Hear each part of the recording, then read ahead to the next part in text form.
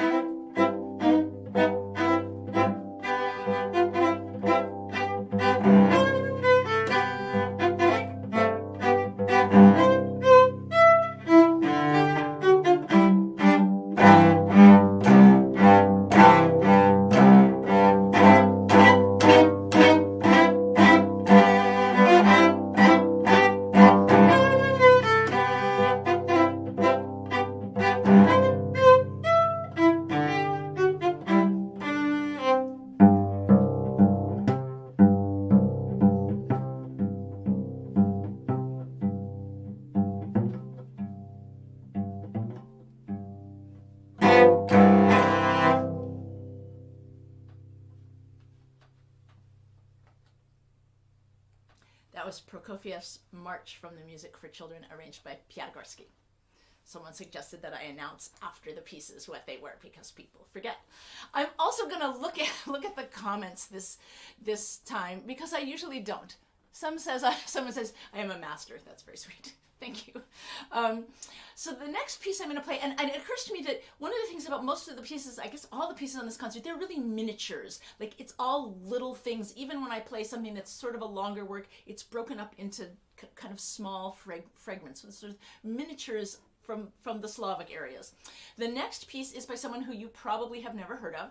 He was a Russian composer and cellist. His name is Konstantin Alexandrovich Beloruchev. And he will be the earliest composer that I'm playing on this program. He was born during the Romantic era in 1874 in what was at the time Sienica, Poland, which was part of the Russian Empire. And he studied at the Warsaw Conservatory, Moscow Conservatory, and then he managed to get himself to Tbilisi, Georgia. And Georgia's going to have a kind of connection through this program as well. So Tbilisi was a place that had a lot of culture. The Georgian area is very different than Russia, but of course it ended up being part of Russian Empire and Soviet Union, despite the fact that it's a very, very unique and different place. But I think my guess is that it was a safe place for people to be, that it was a little bit, maybe they had a little bit more artistic freedom there because they're sort of out of the mainstream Russian area. So from 1912 he lived in Tbilisi and he taught there. And one of his claims to fame was that he was the cellist of Raya Garbusova, a wonderful Russian-American cellist. So the two pieces that he wrote, it is his opus 1 and his opus 2, which means the first two pieces that he published. They're very romantic in style. I don't know when they were written. They are a prelude and then something called les réautes, which kind of means like enhancements, but they sound very much like this piece. They're really based on the same kind of, I think, motif. If I will make a brief pause between them, but you'll pretty much think I'm playing one elongated pieces. So this is Prelude and Les Réautes by Beloruchev.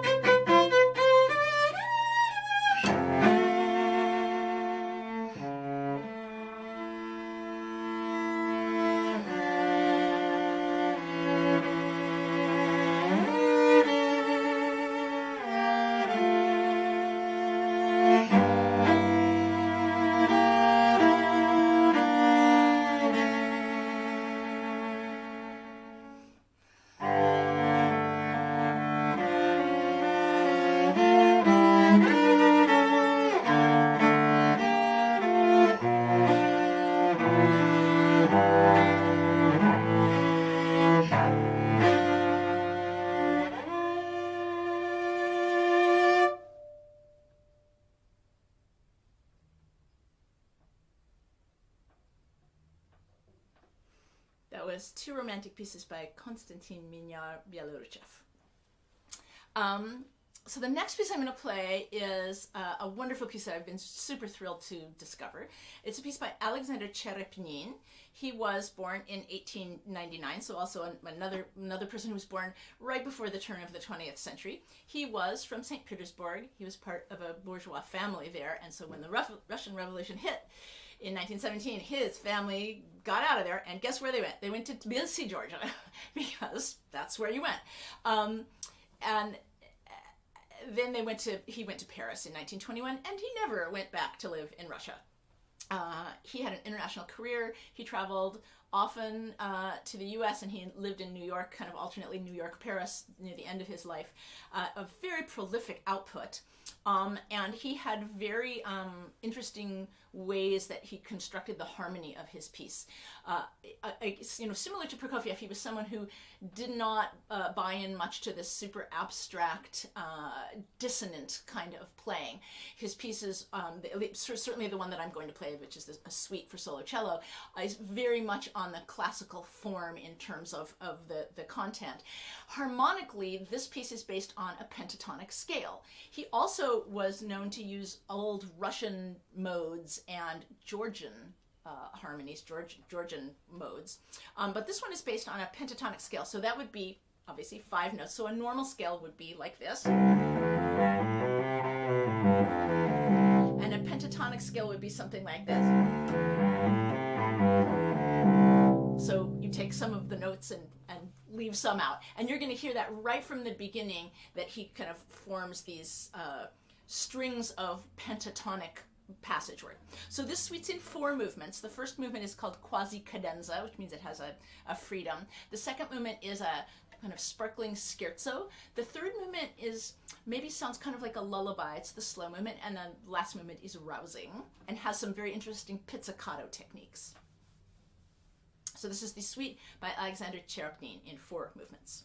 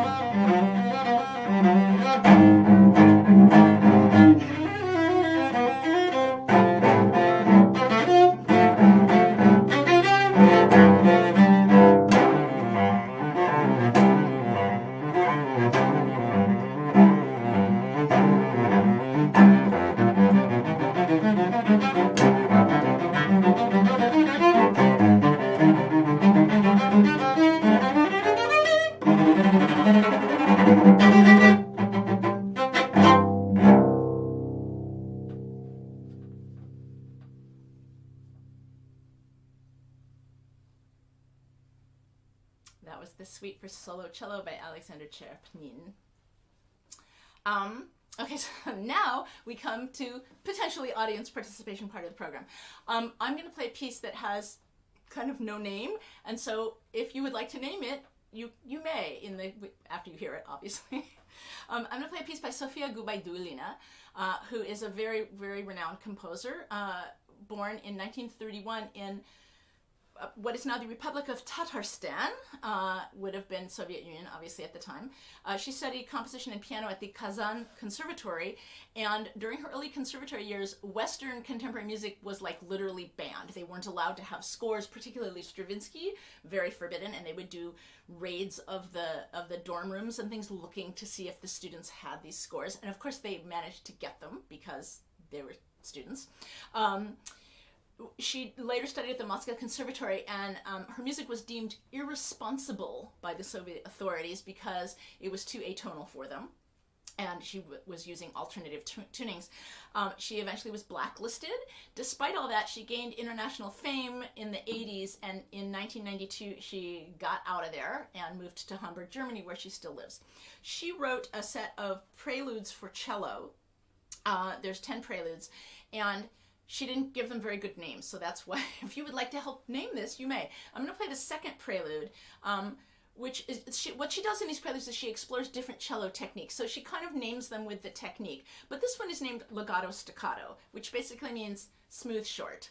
And I find a lot more content in it maybe than smooth short, so I'm not going to tell you anything about it. I'm not going to describe it at all. And if you would like to offer your suggestion for a name, I will look at some of them after the piece, and maybe also after the program.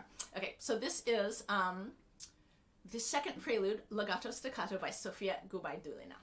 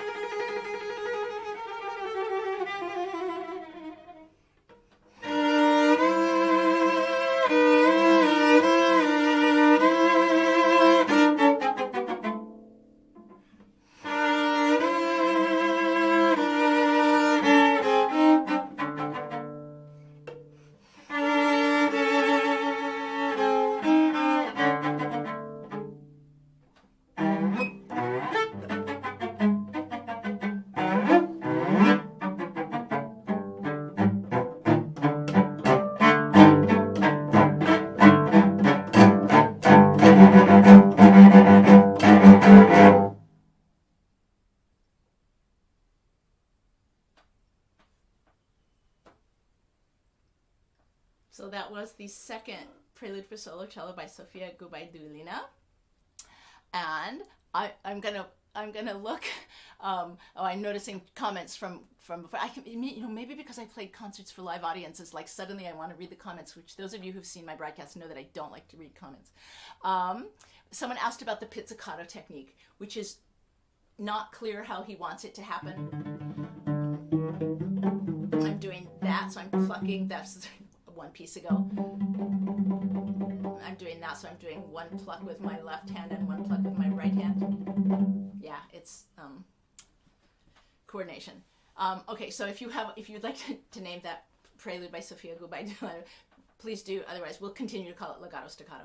So the next piece I'm gonna play is, I guess, the most recently written.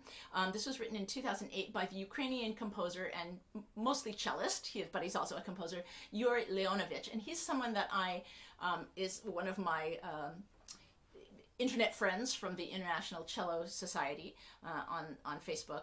He was born in Kiev, and he came with his family when he was younger to the US, and he now teaches at Bob Jones University in South Carolina. He wrote this piece. It's a serenade for solo cello, and it was originally in 6 movements. I'm going to leave one movement out. I'm going to leave the cadenza movement out, so my apologies to him. So I'm going to play 5 of the movements. He wrote them in order to kind of take a humorous look at the life of a conservatory cellist. So the first and the last movement are the same material, and they're like a serenade. It's like night music, like a serenade, someone walking around in a beautiful evening on the campus, maybe strolling their cello, strolling around, strumming their cello. The second movement is something that if you're a cellist who's ever taken an audition for any orchestra, you've probably learned the excerpts from Don Juan, Strauss's Don Juan. It's sort of the bane of existence of many, many cellists who have to take orchestral auditions. And so this is this movement expresses cellist's feelings towards that movement. And for those of you who know the excerpts really well, I am playing what he wrote, not how the excerpts go. The third movement is a kind of annoyingly repetitive and very compelling dance in 5/8, which it's kind of almost has I almost find it a little demonic maybe. And then the fourth movement is a siciliana, which is a kind of lilting slow dance that was based on a tone row for a theory assignment. It's very short.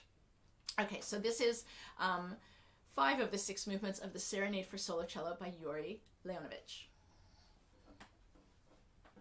I can also tune my cello.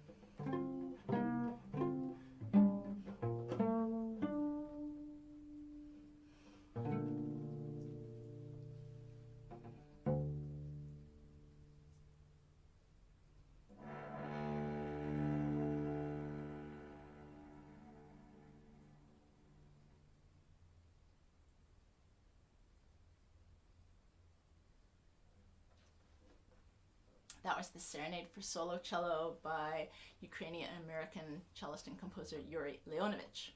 I'm checking to see if people are sending messages to each other. That's very sweet. I love this. It's like one big little community. Big little community. Interesting. Okay, so I've got one more piece to play. And this is another piece by someone who you've probably never heard of. His name is Nicolas Karjinsky. And I actually was not able to find a whole lot of information about him. He was born in 1894 in Russia. So again, another guy who was born right before the 20th century. I believe that he went and lived in Paris. My guess is he probably bagged out of there at the Russian Revolution, because the piece that he wrote was in 1920. This piece I'm going to play, which is a toccata, was written in 1920, and it's got French all over it. And I know that French was the court language in Russia, but by 1920, it would not have been the court language in Russia because the Russian Revolution had happened. So, and I have some evidence of him with the cellist Paul Bazalaire, who is French. There's like bunches of stuff in there's no Russian on this at all. It's all in French. I think he was in Paris. He had a very interesting style of writing, very much like a lot of romantic and early 20th century musicians who wrote in the style of, and sometimes passed works off as being like something that was from the Baroque era that they found in their grandfather's attic. But in this case, he just wrote in a Baroque style as if he was visited in his dreams and nightmares by Bach. It sounds like romantic Bach. This is the toccata for solo cello by Nicolas Karjinsky. I'm going to make sure I'm in tune before I hit it.